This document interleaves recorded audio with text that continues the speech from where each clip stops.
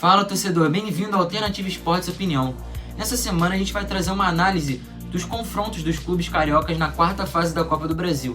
Essa é a última fase antes da entrada dos clubes que estão disputando a Libertadores, além dos campeões da Copa Verde, da Copa do Nordeste e da Série B. Esses times eles entram direto nas oitavas de final da competição. Então vem com a gente!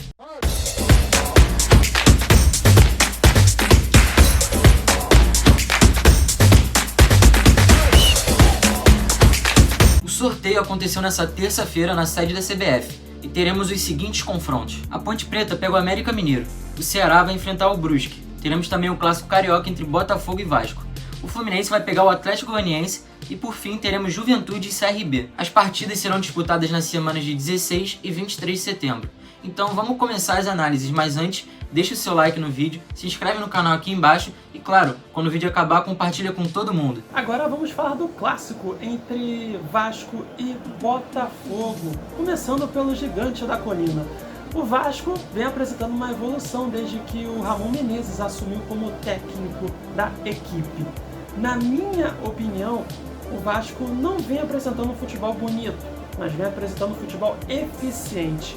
Eficiente na defesa, porque se levarmos em conta os primeiros jogos no Brasileirão e também a partida de volta da terceira fase da Copa do Brasil contra o Goiás, em 6 partidas o Vasco levou 4 gols, menos de 1 gol por jogo em média.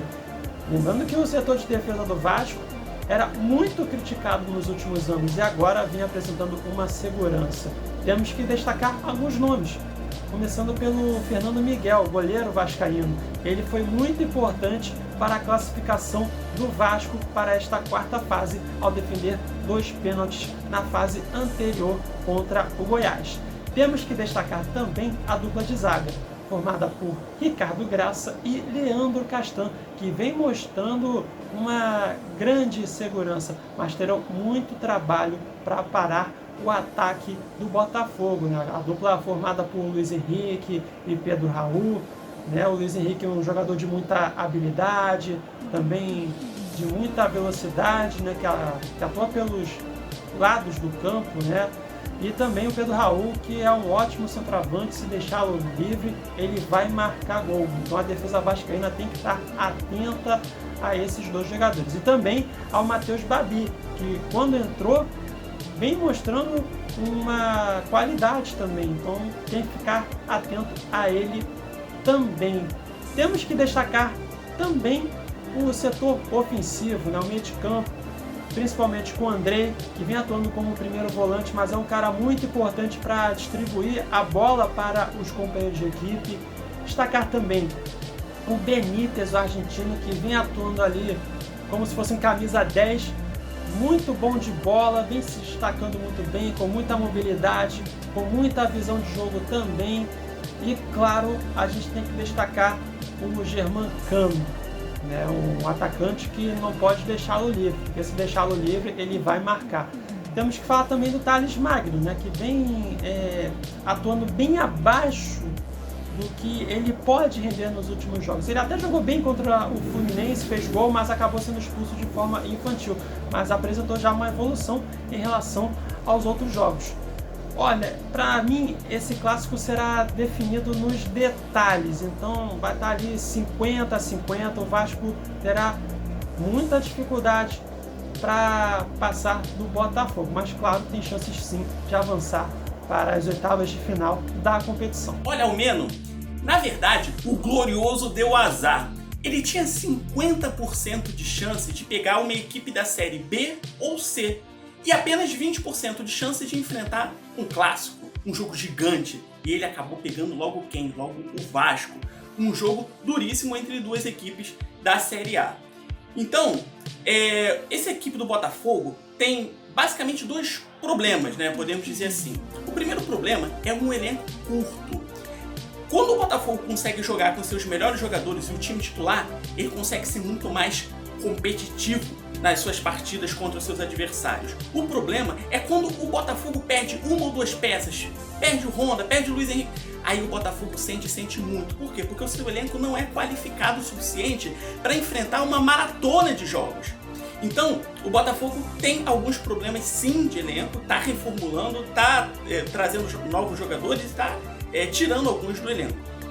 Então esse é o primeiro problema do Botafogo. O segundo problema do Botafogo é de ordem tática, é o lado do campo. Tanto os laterais como os pontas são jogadores fracos, não são jogadores qualificados, não são jogadores que conseguem fazer a diferença no decorrer dos jogos. Por isso, o Botafogo fica muito dependente das jogadas com o Luiz Henrique. Quando ele não joga, o Botafogo sente muito.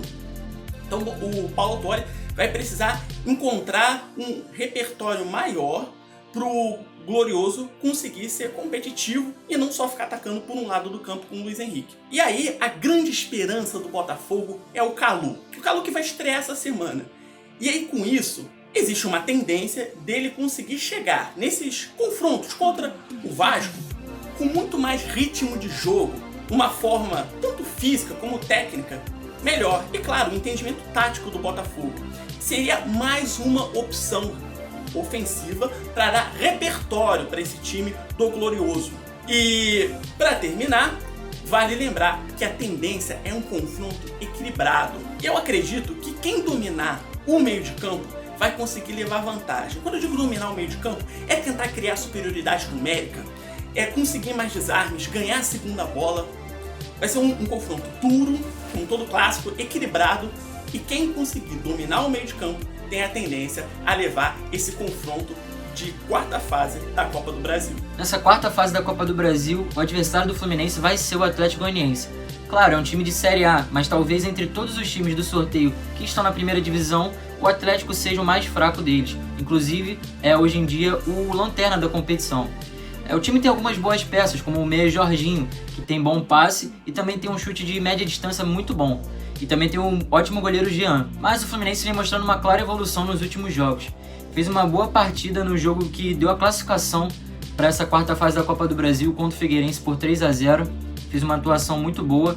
E também no Campeonato Brasileiro, as últimas atuações vêm convencendo. Inclusive a melhor delas contra o Vasco, em que ganhou por 2-1. O time, comandado pelo Odair Hellmann, parece ter encontrado na dupla Nino e Lucas Claro uma boa solidez defensiva. Claro, tem muita coisa ainda para evoluir, mas a defesa vem mostrando evolução nesses últimos jogos. No meio de campo, o Yuri e o Dodge vem dando uma boa sustentação para o time e também vem ditando muito bem o jogo da equipe. Ainda no meio de campo, o Nenê hoje ele é a peça mais importante do time.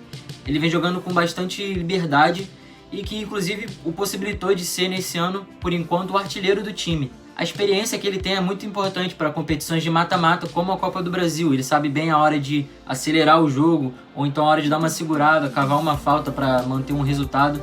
Então essa experiência do Nenê também é muito importante para o time do Fluminense na competição. E lá na frente o Marcos Paulo vem evoluindo a cada jogo.